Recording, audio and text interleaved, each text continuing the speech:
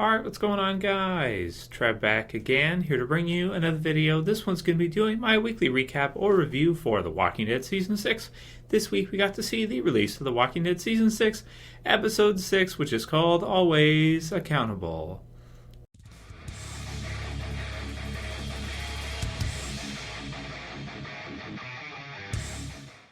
Alright, so a pretty awesome episode of The Walking Dead this week. Much better, I want to say, than, not that the last two were bad, but a really, really good episode. Better than the last two, I would say.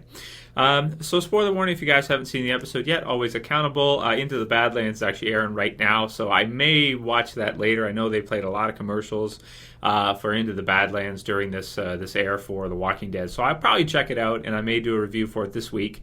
We'll have to see how good it is. If it's a good show, then I'll probably review the premiere. If it's not, then I won't. That said, if you guys haven't checked out the channel this week, I did a What If Trev was Negan video. It's pretty fun. It's pretty funny if you know who Negan is from the Walking Dead comic book series. And you're going to get to know him pretty soon in the Walking Dead television series. You can check out the video. I'll put the link in the description for that. Highly recommend you check it out because it's a pretty good one. It's pretty fun. So tonight's episode, man, awesome episode. So we get to focus on some of the characters that have had almost no time this whole season. Daryl has had almost none. Sasha and Abraham both have had almost none since season 5. Maybe the most time they had was in the premiere, and it wasn't very much. It was a little bit. But this episode brought us back to them, and we got to see what happens to them as all this other stuff is happening during JSS and the wolves attacking, and with Glenn and all this other chaos with the No Way Out storyline with the zombies packing in Alexandria. So in this one, we get to see Daryl, Sasha, Abraham. They're heading out. They finally break off from the herd, and pretty much right away in the intro, which I really liked a lot. The intro for this one was awesome. It was actually a sneak peek that was released last week that we took a look at. And it's really exciting, of course, as they start getting shot at. You get the back window blown in from Abraham and Sasha's car. They go through this thing, and then they get out, and then they shoot down the people that are shooting at them. And Daryl drops his bike, and then is able to get back up on it, injured a little bit, and is able to kind of get away for the most part. So really exciting intro. Really like the intro a lot. Going on from there, we get to see after the credits, we get to see a really, really interesting scene with Daryl as he's kind of walking his bike in. And he sort of just kind of passes out or just kind of, lays down from exhaustion. And we're going to analyze this scene this week. I'll do a video on it for you guys of just breaking down that scene because there's so much symbolism and almost foreshadowing in the scene.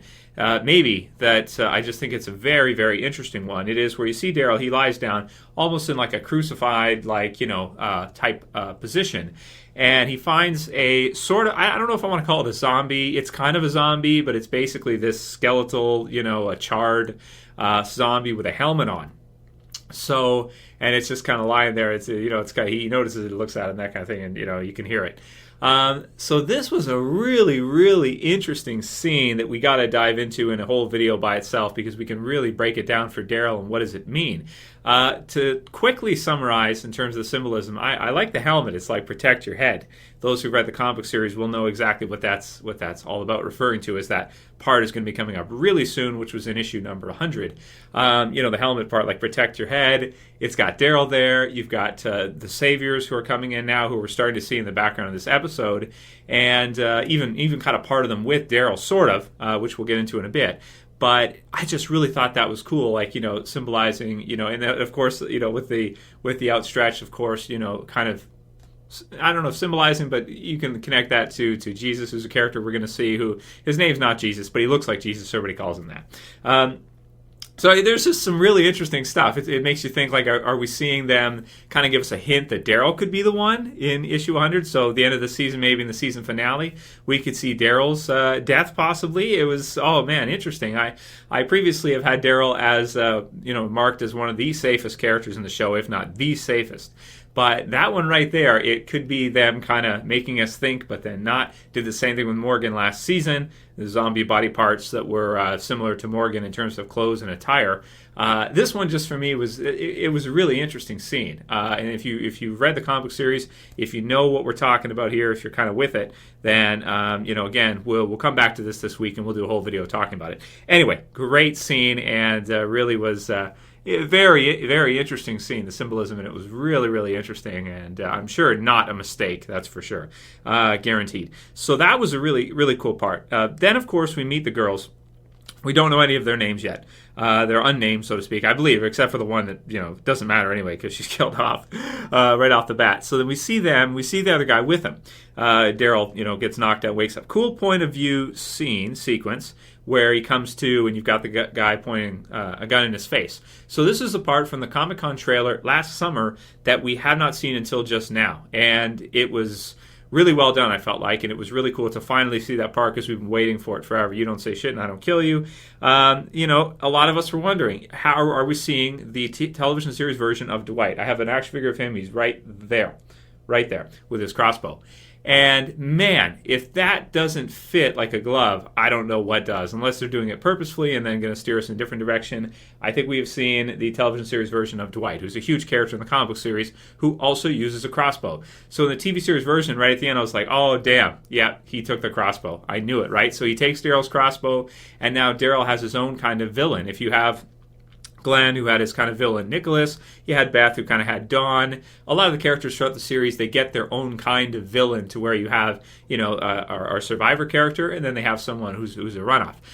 Tyrese's would be Martin, and we've had lots of others as well, too, that carry through with that kind of,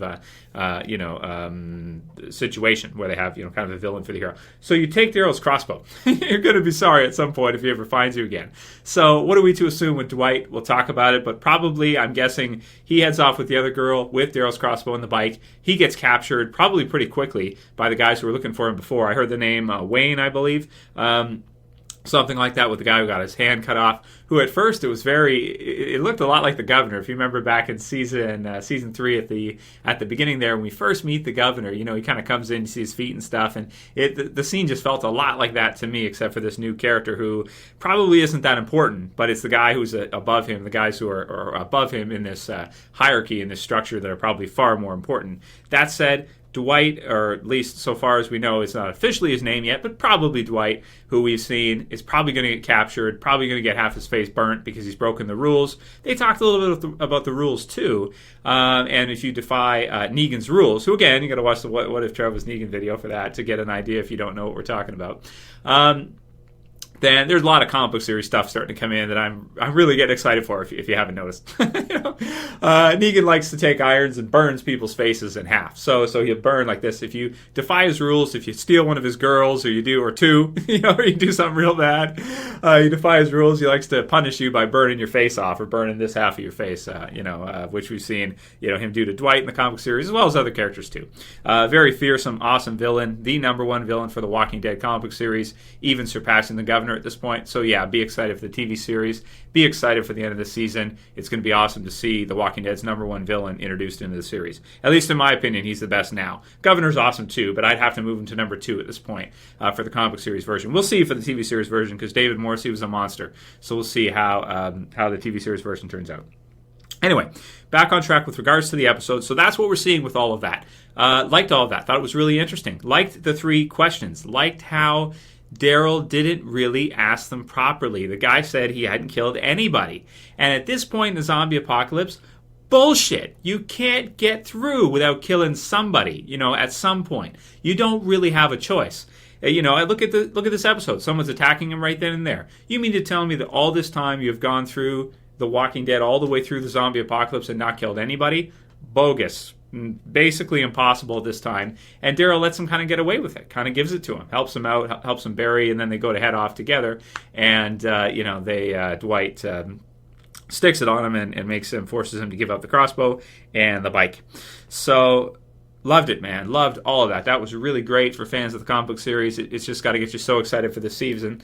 And another topic for this week, so are the Wolves done? It seems like they're done. It seems like that's it. The Wolves are done, because we're moving on to a new villain now. So, unless we see them resurface or something. Geez, so that's interesting as well, too.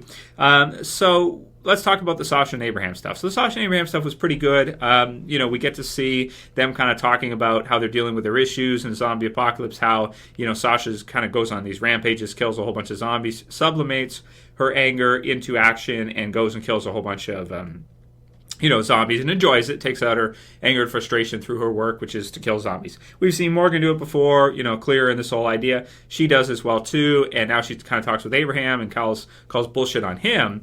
Hopefully, wish she was there for the Dwight interrogation part with Daryl. But yes, so, they both kind of do that. They both kind of see eye to eye with each other because they both take out their anger and frustration on zombies and that. And we may see another comic book series type tie-in. There is a part in the series where Abraham, is no longer with Rosita. He kind of leaves her. So are we seeing in the TV series possibly that be switched to Sasha? In the comic book series, it was a character named Holly who is dead in the TV series version. So could we see Sasha fill that role? That would be interesting to see, that they form some kind of bond, maybe closer than just a friendship. And we'll see what happens with Abraham's relationship with Rosita when he gets back later on.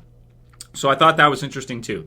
Also, you've got some different scenes in there that I don't quite know what to make of. He finds an RPG, which was fun. And I don't know how to read it. I really get as much out of it as easily as the Daryl scene. I'll have to think about it for a bit.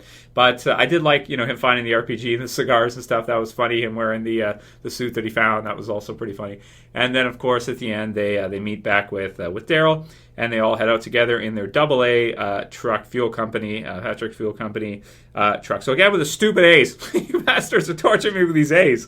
So they head on their way back, and then on the radio we hear help. Who is it saying help? Again, this is where you get into the spoiler shit that kind of drives me nuts sometimes. It's been leaked online. It was leaked before the episode. I knew it was going to come up, and it came up, and I was like, oh yeah, that's cool. Another spoiler that's correct. How awesome. So, okay. So anybody who didn't know the spoiler, that's great. Probably would be an exciting scene for you. For me, it was just kind of confirmation that it was what we already knew. So with the help thing, it's apparently supposed to be Glenn, so that's what it is. So it makes sense, too, because they're within range. You think, like, maybe the walkie-talkies only have a certain amount of distance, and maybe Glenn and Nicholas, their position was pushed out a little further than they would have thought to have been, and thus they lost communication as Daryl, Abraham, and Sasha are kind of heading back now. They may be closer by, so they may be able to hear him on the walkie-talkie. Is he under the dumpster? Probably. Could he be inside the dumpster? I don't know. Trash. Probably underneath it, most likely, or somehow, and just calling for help there. Maybe thinking he's dead or something of the sort. So that's pretty much it for this episode, man. Awesome episode. To give it a score, I give it a 9.1 out of 10. To mention a few other parts, I'm interested to see how long it's going to take the Saviors to kind of, work their way back into the show. I'm assuming it's going to be a little bit, and we're seeing kind of the beginning of that. They're going to be the next big villains in the series, and they have a lot of numbers. They also didn't give us too many details about them. Like, we still don't know officially that guy's name, I don't believe. I'll have to watch the episode again, because, again, I do these reviews after one viewing, and I like to watch it a couple times to, carefully go through everything and that afterwards. So, it'll be awesome to see the Saviors finally in the show. We'll see if Daryl ever gets his crossbow back, and if the scene that could be foreshadowing Daryl's death is legitimate for the end of the season, or if they're just kind of, messing with us. Messing with our heads, so to speak. So, let me know what you guys thought about this episode. It was an awesome episode. I liked it a lot. Best of the season? Not. No. Best of the season would be episode 3. Probably then episode 2. Then you got episode 1, and then this episode. Then maybe the Morgan episode. Then the episode 5 now, because that was a little bit of a weaker episode. But definitely a better episode this week than last week. So write your comments below, guys. If you liked this review, please thumb it up below. Check out the What If Trev Was Negan video. You don't want to miss that. And you can share, you can favorite. And if you're new and you want to see all of my Walking Dead videos, on almost a daily basis, go ahead and subscribe at the bottom left. That's it for Always Accountable. Great episode. I'll see you guys, of course, for the predictions in about an hour. As always, it's Trev, and I'm saying peace.